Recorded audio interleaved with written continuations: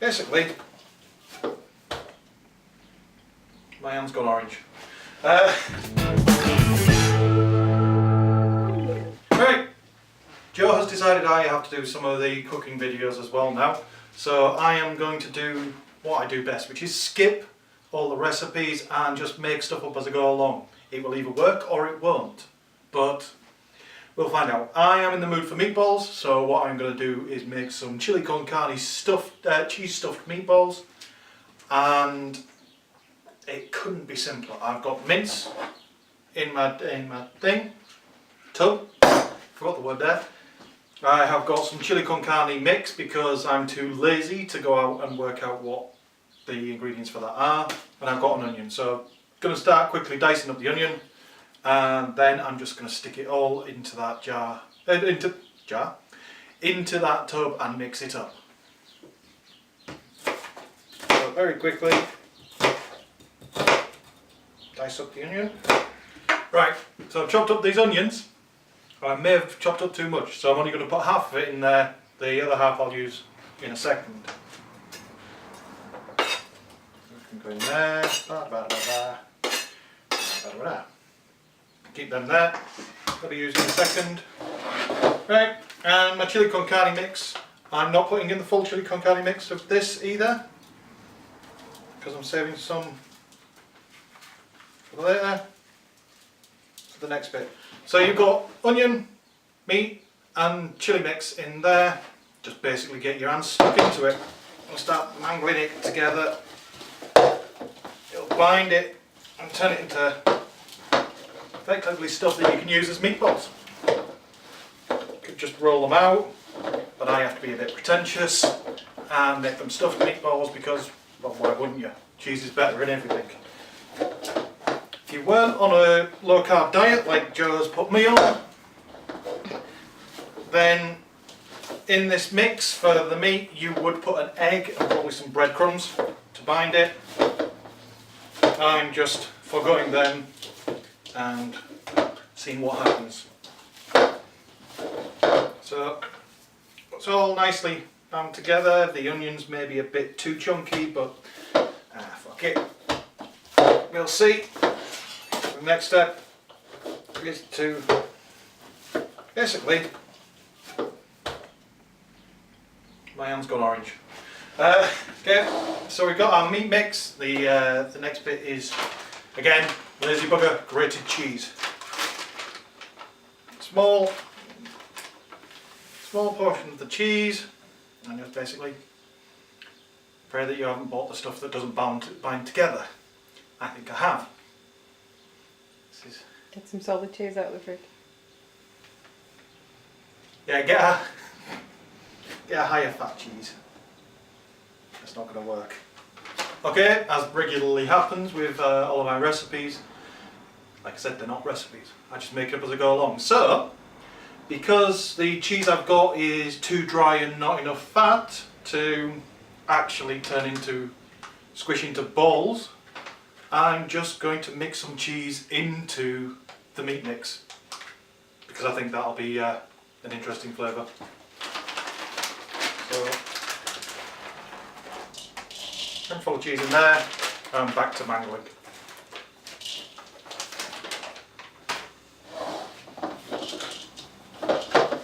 Probably make a good replacement for breadcrumbs. It's that dry. Right, so now with the cheese mixed in, it's time to basically just rip off chunks of the mix and play with them.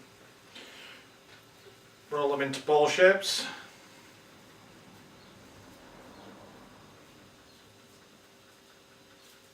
Put a little bit of pressure on them, try and get them to stay in shape. Want decent sized balls. Can't stand those little... Stop laughing, you stupid cow.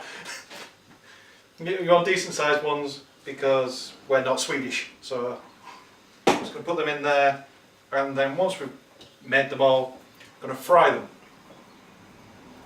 Mainly because we want to have a nice crispy outside on them before we put them in the oven.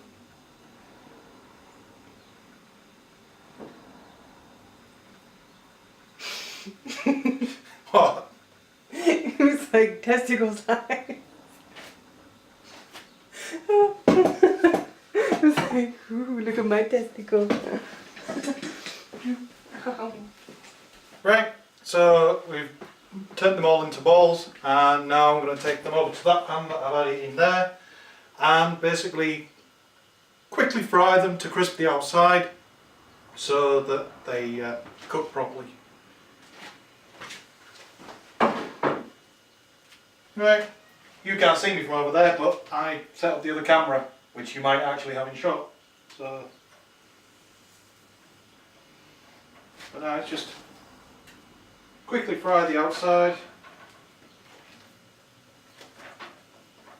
Got a few of these things. That's it. Just checking it was on the right ring then. I want to turn it up a little bit. I have to.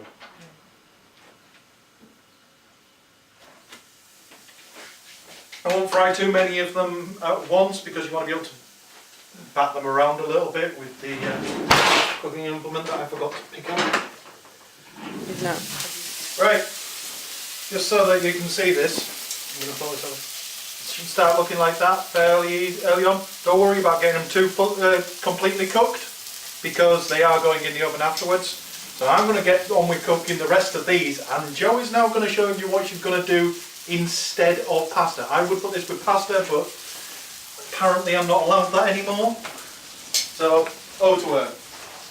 It's such a badly done to your husband. So, instead of vegetables, well, not vegetables, instead of pasta, because it's pure carbohydrate, which is evil, we are going to make veggetti with the spiralizer, which we bought today. Which makes shreds of vegetables into what you can kind of get away with as pasta. I don't think I've done that one right. Go with the fat end first. Oh. Yeah, these parsnips are tiny, so they don't work very well. I'm totally going to lose a finger. I'll show you better in a second with the courgette and the carrot. In fact, I'm just going to give up on that altogether. Let's go in with a big old fat carrot. So basically, it's like a pencil sharpener for vegetables. You get big long strands if you can keep it going. Of vegetables, which you can then cook like spaghetti. Yeah, all sorts of spiralizers, but we were trying to find something that fit our budget. We were being cheap. Yeah. And this one's basically just a big pencil sharpener. You also get neat shaped like bits come out the end which you can then eat as a snack. There's probably going to be people out there that tell me that carrots aren't technically low carb. Do know this. But you have to put up with some things to eat nice food. This is a bit where you thought that you're going to end up losing a finger. I might shove a fork in it and see if I can turn it the fork. Ha ha! You will not be beaten!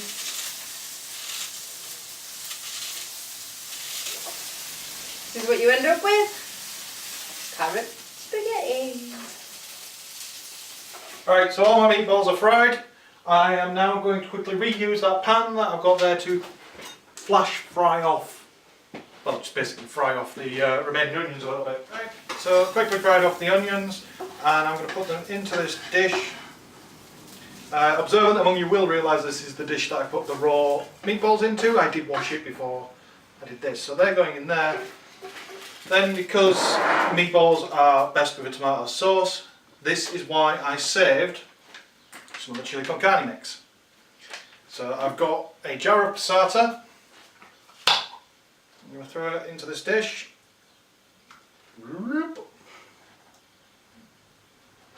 There's not one knot.